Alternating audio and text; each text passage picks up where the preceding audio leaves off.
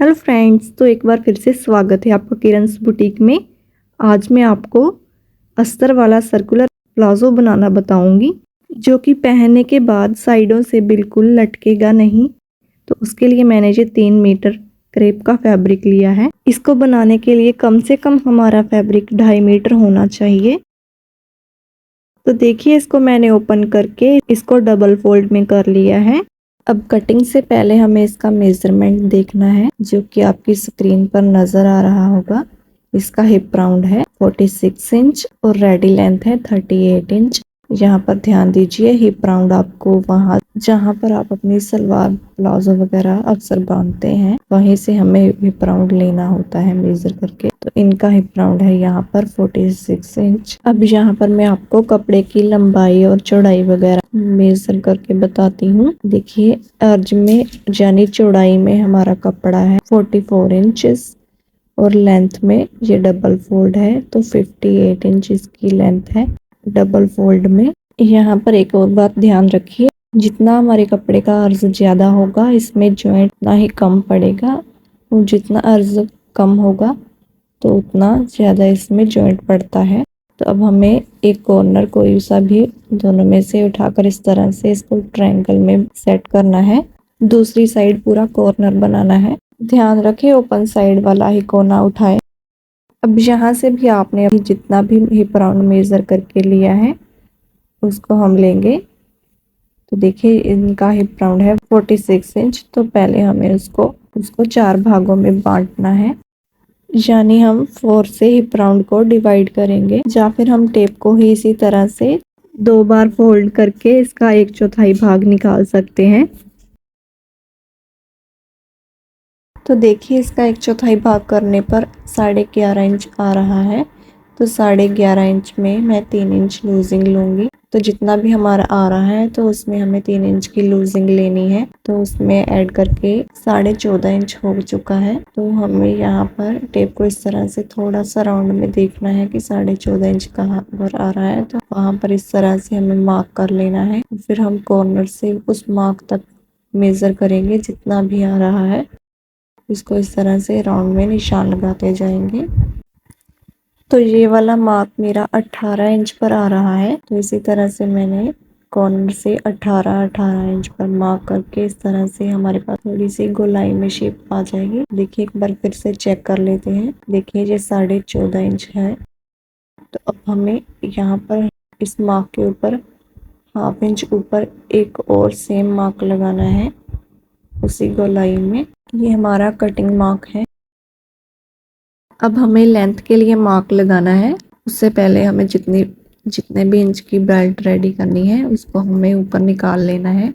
जैसे कि बेल्ट की चौड़ाई हमारी इलास्टिक के अकॉर्डिंग डिसाइड होती है। तो जितनी भी चौड़ी आप इलास्टिक डाल रहे हैं, मैं 1.5 इंच की डाल रही हूँ। तो नीचे वाली लाइन से 1.5 इंच ऊपर निकालते हुए हम लेंथ के लिए मार्क लगाएंगे। 38 इंच इसकी लेंथ है। तो उसमें मैं ½ इंच प्लस का मार्क लगा रही हूँ, क्योंकि मैं इसको नीचे से पीको करवाऊंगी। अगर आप पीको नहीं करवा रहे हैं, सिलाई लगा रहे हैं, तो 1.5 इंच आप एक्स्ट्रा नीचे से ले सकते हैं। अब जो हमने लेंथ वाला मार्क लगाया है इसको भी हम यहाँ से ऊपर कॉर्नर तक मेजर कर लेंगे। तो ये 55 इंचेस है। तो हमें इस तरह से 55 इंचेस पर मार्क लगाते जाना है। यहाँ पर ध्यान रखें कि टेप को सीधा रखते हुए ही ये वाले मार्क लगाने हैं। अब जिस साइड सभी साइड ओपन है उस तरफ हम आसन के लिए मार्क लगाएंगे। तो सेम पहले की तरह नीचे वाली लाइन से 1.5 इंच ऊपर निकालते हुए मैंने 13.5 इंच पर आसन के लिए मार्क लगाया है। अब यहाँ पर 2.5 इंच पर मार्क लगा के इस मार्क को ऊपर इस तरह से मिलाना है, और ये जो कॉर्नर बना है इस पर आसन की गोलाई डालनी है इस तरह से। अब देखिए, ये जो तिरछी यानी उरेप वाली साइड है प्लाजो की, यहीं पर प्रॉब्लम आती है। यही साइड ही लटकती है, क्योंकि यहाँ से ये उरेप में है। इसके सोल्यूशन के लिए तिरछी वाली साइड लेंथ वाले मार्क से 1.5 इंच ऊपर मार्क करना है, और उसके बाद हमें थोड़ी सी गोलाई में इसको दूसरी साइड वाले लेंथ वाले मार्क तक मिलाना है। अगर हम बिना जॉइंट वाला प्लाजो बनाना चाहते हैं तो हमें इसके लिए बड़े पन्ने यानी बड़े अर्ज वाला कप लेना चाहिए इसको बनाने के लिए। और बस इन वाले मार्क्स पर कटिंग कर लेनी है। अब देखिए मैंने कटिंग कर ली है, तो मैं एक्स्ट्रा कपड़ा उठा लेती हूँ। अब देखिए यहाँ पर ये जो 2 पीसेस कम है इनको हम जॉइंट से पूरा करेंगे, बाकी जो एक्स्ट्रा कपड़ा बचा है उसी से हम इसको पूरा करेंगे। तो देखिए ये कन्नी वाली साइड हम उठाएंगे, इस तरह से रखेंगे। आधा इंच ऊपर कपड़ा चढ़ाते हुए रखना है क्योंकि वो सिलाई में जाएगा।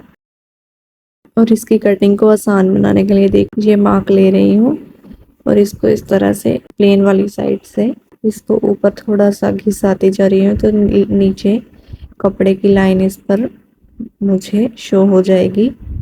तो यहाँ पर मैं देखिए आपको भी शो हो रही होगी। देखिए अब इस तरह से हम आसानी से इसकी कटिंग कर सकते हैं। बाकी एक्स्ट्रा कपड़ा हम बेल्ट के लिए यूज़ करेंगे। और इस तरफ जो बंद वाली साइड है उसको भी कटिंग कर लेंगे। अब इन कटिंग्स के बाद इनको जॉइंट करके इसको पूरा कर लेंगे। अब इनको इसी तरह से साथ में जॉइंट कर लेना है। और देखिए अब मैंने इनको जॉइंट कर लिया है। अब हमें दोनों आसन को जॉइंट कर लेना है। इसके बाद अब देखिए मैंने दोनों आसन भी जॉइंट कर लिए हैं। अब इसके बाद इसके अस्तर की कटिंग करते हैं। देखिए ये अस्तर है, कॉटन का अस्तर लिया है। अगर अस्तर ज़्यादा है तो हम इस तरह से त्रिकोण बनाकर भी इसकी कटिंग कर सकते हैं, जैसे हमने प्लाजो की है। अगर आपके पास कम है तो भी हम कम अस्तर से काम चला सकते हैं। तो देखिए ये भी लगभग 2 मीटर ही अस्तर है, 2 मीटर से थोड़ा सा ऊपर होगा। तो ये हम आड़ा लगाएंगे, डबल फोल्ड है, तो अब हम इसको 4 फोल्ड कर रहे हैं। तो देखिए ओपन वाली साइड में अपनी तरफ कर लूँगी।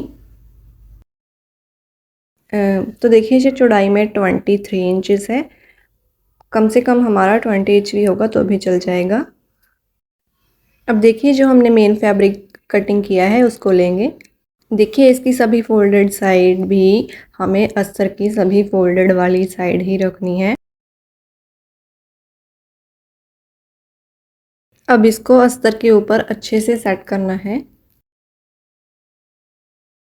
अब आसन की जो कटिंग है उसके ऊपर मार्क करके अस्तर की कटिंग कर लेनी है। लेंथ में अस्तर की कटिंग मेन वाले फैब्रिक से 1.5 से 2 इंच कम कटिंग करनी है। और यहाँ साइड से थोड़ी सी गोलाई देनी है इस तरह से, और इन पर हमने कटिंग कर लेनी है। अब देखिए इसका अस्तर कटिंग हो गया है। अब हम इसके अस्तर के भी दोनों आस्तीन जॉइंट करेंगे और इसको नीचे से उलेढ़ी करके फिटिंग वाली सिलाई लगाकर इसको पूरा रेडी कर लेंगे। देखिए जैसे मैंने इसको रेडी कर लिया है। अब इसको हम मेन फैब्रिक के अंदर अटैच करेंगे। तो देखिए अस्तर वाली साइड हमें उल्टी लेनी है और मेन फैब्रिक हमें सीधा लेना है। देखिए मेन फैब्रिक का भी मैंने नीचे वाला पार्ट यानी फिटिंग वाली सिलाई लगा ली थी। अब इसको इस तरह से दोनों हिस्सों को अंदर डालेंगे और यहाँ ऊपर हम इसको सिलाई से अटैच कर लेंगे। अब देखिए मैंने इसको सिलाई लगाकर अटैच कर लिया है अस्तर को। अब हमने दोनों आस्तीन की सिलाई को मिलाते हुए रखना है और इसकी साइड में कट लगाने हैं। कट लगाने से इसका हमें सेंटर मालूम हो जाएगा। ये कट लगाने के बाद इसके फ्रंट पर हम डाउन कटिंग करेंगे ताकि ये आगे से ना लटके।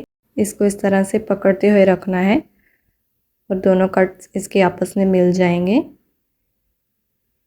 हम किसी भी साइड ये वाली काट डाल सकते हैं। अब देखिए मैंने कोई सा भी एक आसन लिया है और यहाँ पर 1.5 इंच पर मार्क करके इन कट तक को डाउन कर दिया है और यहाँ पर कटिंग भी कर ली है। और अब ये हो जाएगा इसका फ्रंट, तो इसको हमें ध्यान में रखना है।